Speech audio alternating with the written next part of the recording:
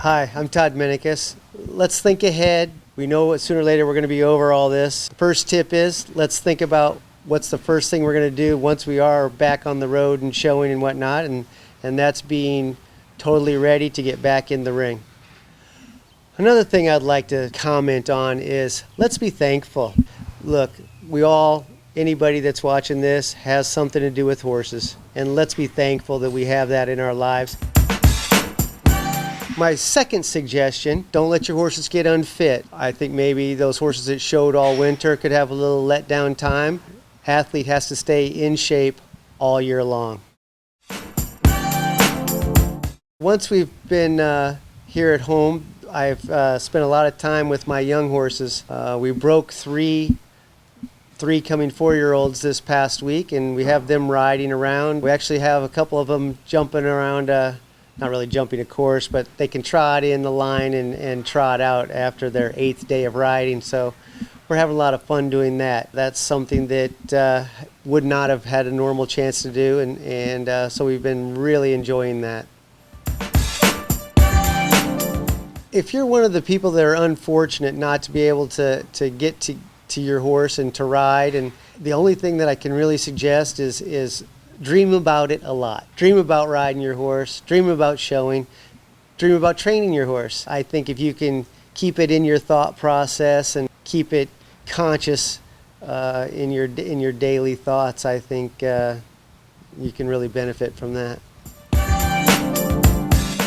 Another suggestion I have is not only dreaming about your riding, but go ahead and sit down with a pen and paper and draw out a course on the paper. If it's one that you did very successfully, or if one you had trouble with, then visualize it. Take the time to think about your canter to the first jump, how it felt, what did it feel like to jump 2, the right turn to jump 3, turning to number 4, moving up to number 5, whatever the case may be. But I think if you take the time and do that, and even though you are not able to make it out to the stable to ride your horse, those kind of things for sure help with some of the entertainment necessity during the day or whatnot, and it something to think about anyway.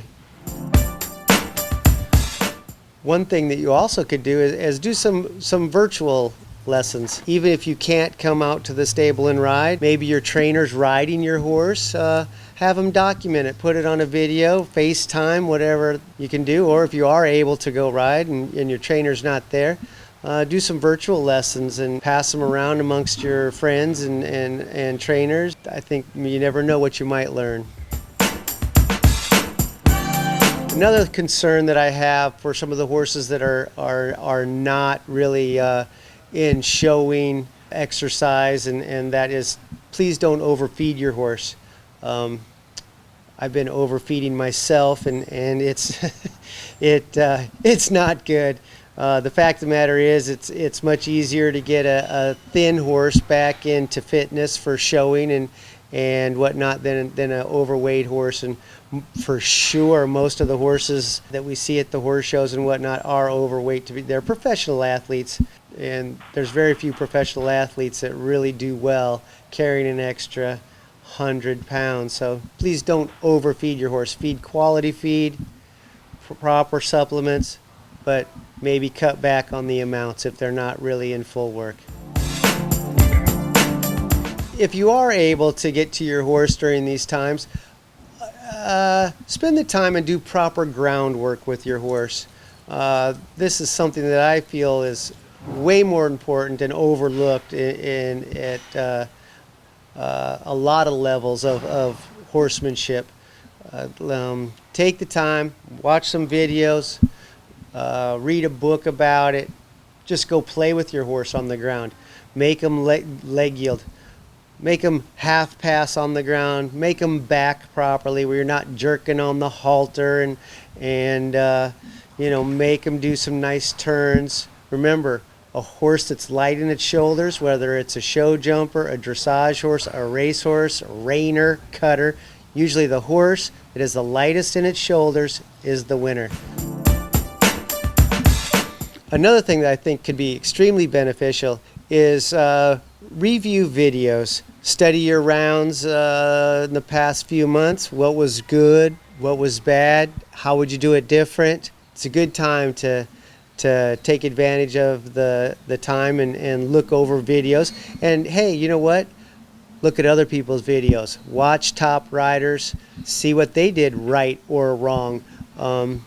Most of the time I'd like to think I do everything right, but hey, come on, let's be real. Once in a while I make a little blooper. Watch those rounds, look up my videos, look up other riders that you think do things right or wrong, and study them and see what you can gain from that.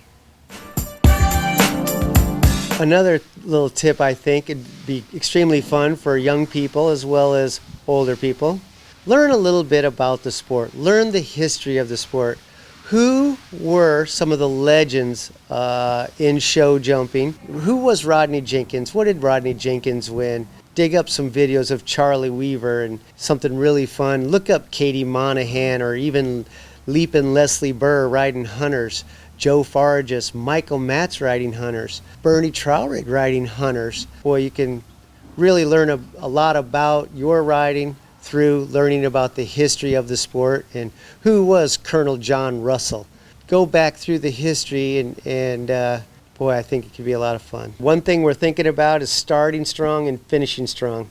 This winter we didn't get to finish so strong. We got cut off here at the end of the circuit, but we're getting ready to start showing again, and you need to think about start strong, finish strong. Keep your horse fit during these times.